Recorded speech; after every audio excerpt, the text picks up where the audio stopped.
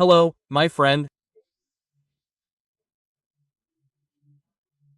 It's time for us to meet this Thursday, November 7th, Radio Broadcasters Day, because that was the day Ari Barroso was born, who made excellent talk shows, who broadcast soccer. He was the only one who openly supported a team, right? And he was a great composer of the second Brazilian anthem, Aquarela do Brasil, right?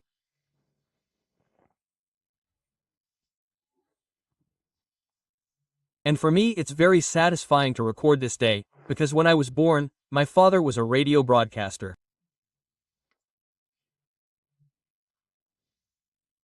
Well, he had a loudspeaker service, there was no radio yet. Later he went into radio.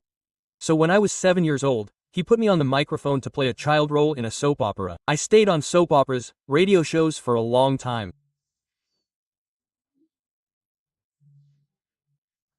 It was my first paid job when I was 16, 17 as a radio announcer, advertising copywriter, program producer and news editor and producer.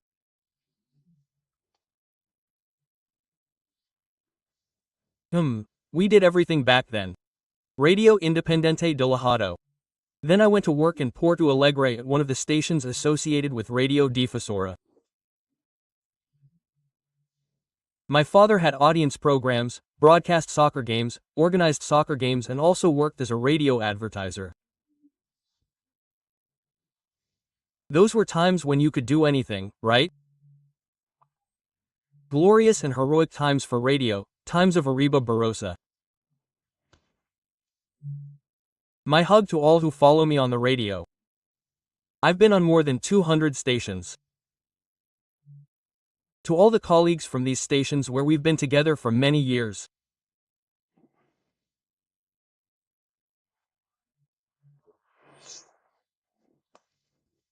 And in 1896, if I'm not mistaken, yes, a sad day for Brazil and the Brazilian army, the attack on the village of Canudos in Bahia began, as if Antonio Conselheiro were a great danger to the Brazilian Republic, the young Brazilian Republic.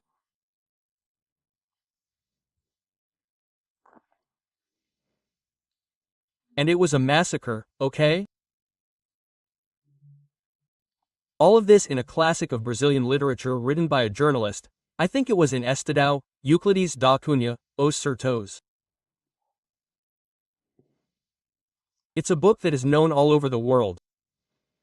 Well, let's move on. Don't forget to subscribe and leave a like or dislike at the end.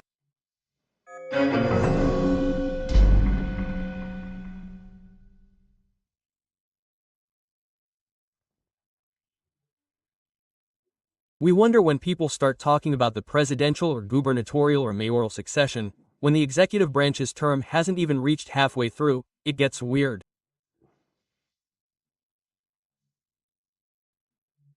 It's a sign that you're tired, right? Here in Brasilia, where I've been for almost half a century, people say that the day that starts, when the janitor doesn't bring the coffee, is because the president's term of office has already ended, right? And I say, when people start discussing the mayoral or gubernatorial or presidential succession before halfway through, it's weird, right? It's a sign. I'm saying this because today, 2 days after the Liberal Party announced Bolsonaro as its presidential candidate, the União Brasil confirmed the name of the governor of Goiás, Ronaldo Caiado, as its candidate as well, right? We even start thinking, are we going to divide the right wing for the left wing's Gaudio, right? Over in Uruguay, it's like this, there will be elections on the 24th or 25th in the second round, because the right wing has divided itself, right? And now the left, which is in the lead, with the broad front, will finally have the union of the center-right in such Colorados and whites. Well, anyway, let's get back to Brazil, right? Well, because that's the subject, the parties are already preparing for 2026. By the way, Rodrigo Pacheco, president of the Senate, who is from the PSD, which is a party that was a great winner in the number of mayoral elections in the last election, saying that his candidate is Lula for re-election, Lula 4. I think it's complicated, right?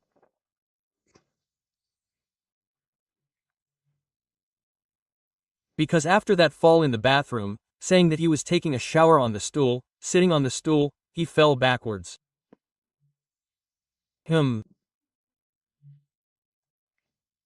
I see some dangers there, the same ones that the Democrats saw in maintaining Biden's candidacy, who gave up to go to Kamala. It didn't work either, but Biden would probably have had even fewer votes, right? Well, within this resounding victory of the Republicans everywhere. House, Senate, I didn't even mention it, right? In the Supreme Court, I would say that it is 6-3 for the conservatives as well, and it is also the majority of governors, right?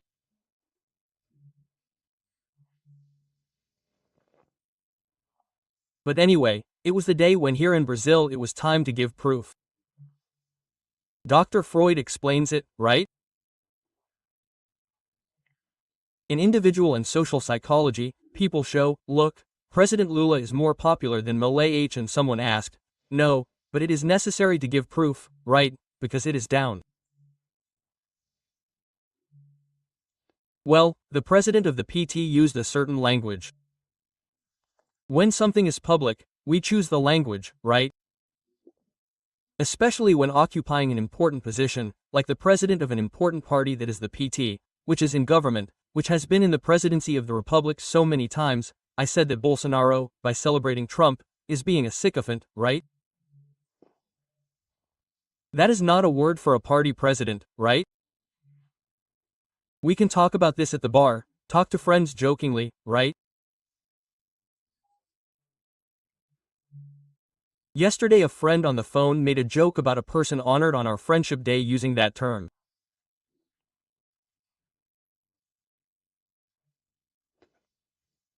But people, in public, I said, finally, it's a kind of signature, right? Well, amnesty never. Nobody asked me without amnesty. So I keep thinking, right, about human imperfection, because gratitude is a quality, a feeling of gratitude.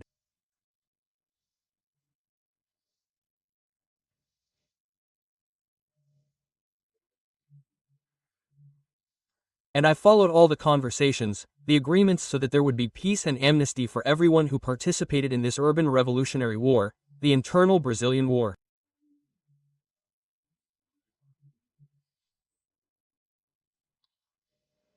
And everyone was amnestied. And most of the left that threw bombs, kidnapped, hijacked planes, took hostages, threw car bombs at barracks, jumped banks. I was robbed by the armed revolutionary vanguard Palmares there in Viamão, I think in March 1970, if I'm not mistaken. Everyone was armed. If anyone fought back, they would be killed. Since there were so many deaths there, employees, right, of embassies, of the American German embassy, murders, right, they were amnestied even for blood crimes. Now there are lipstick crimes and there is no amnesty. By the way, it seems that Deborah had a hearing today, right? If she was a drug dealer and such, a custody hearing would already order her release, right, that kind of thing. Well, let's move on.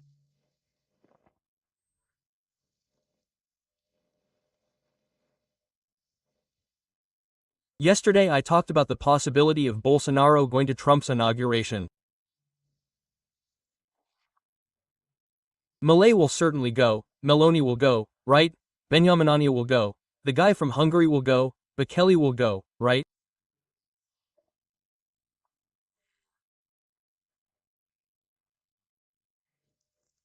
Well, I even wrote an article for Oeste magazine today saying, let's call Bekele to resolve our public security, because crime has been right in front of us for decades and we just comfortably watch the discomfort that this has already caused, right?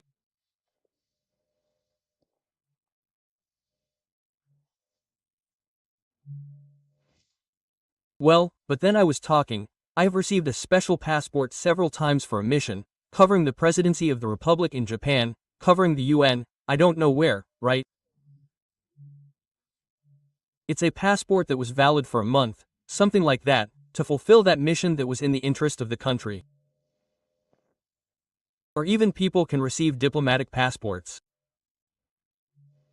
And if Trump, who has the power to do so, gives Bolsonaro a passport, because for now his passport is being held, he handed it over at the request of the Supreme Court, right?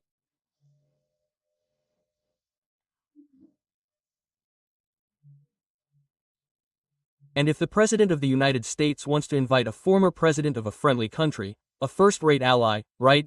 The first country to recognize Brazil, Brazil's independence, those things, right? The United States.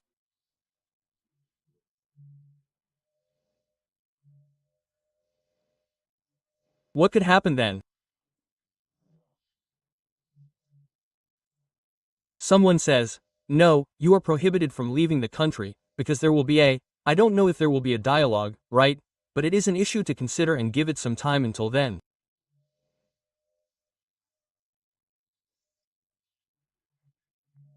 Well, I was talking about the United States. I saw on social media, people recorded themselves exploding because they lost the election.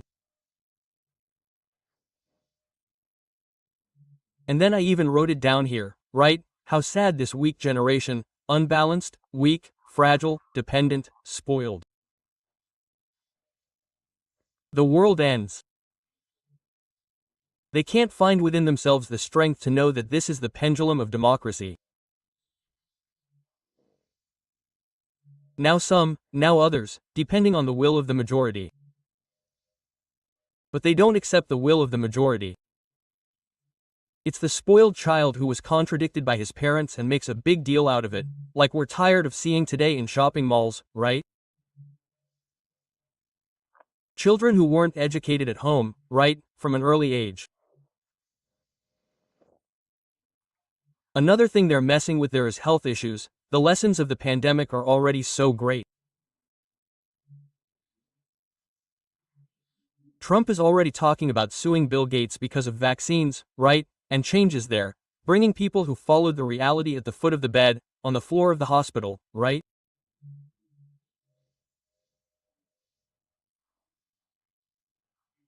Well, this science is everyday science, where people learn from the patient, from the treatment, right? This is science too. Studies that were hidden are now appearing. Today I read an extensive study on chloroquine, it's appearing now. It was already ready before, but it was hidden, right? So, these things. Well, and another incredible thing, today a jurist called me, a public speech in the United States withdrawing the accusations against Trump. Wow! This is a confession of frivolity, of use for political purposes. How does this testify against an institution? How dangerous? I'm saying this because I know that here in Brazil this also exists. The politicization of institutions that should be impartial, should be on the side of the law and only the law, right? Of a judge who gives interviews, goes to debate programs, right?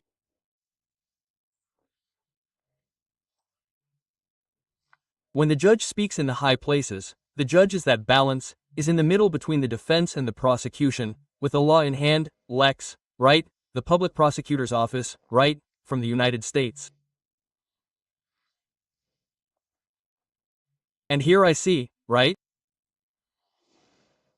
Well, there's another thing, just to finish, California was famous, right, for petty thefts, nobody does anything. They're repealing that law. In other words, the election was enough, nothing has changed yet, but people said, didn't we go overboard? It's because of the insecurity. The guy goes into the drugstore, the pharmacy, the supermarket, the store and starts taking things. They're small things, nobody can do anything, not even the security guard. Security was threatened, because now it seems that's going to change.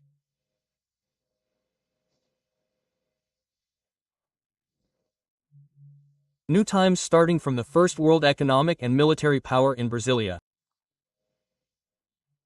Alexandre Garcia.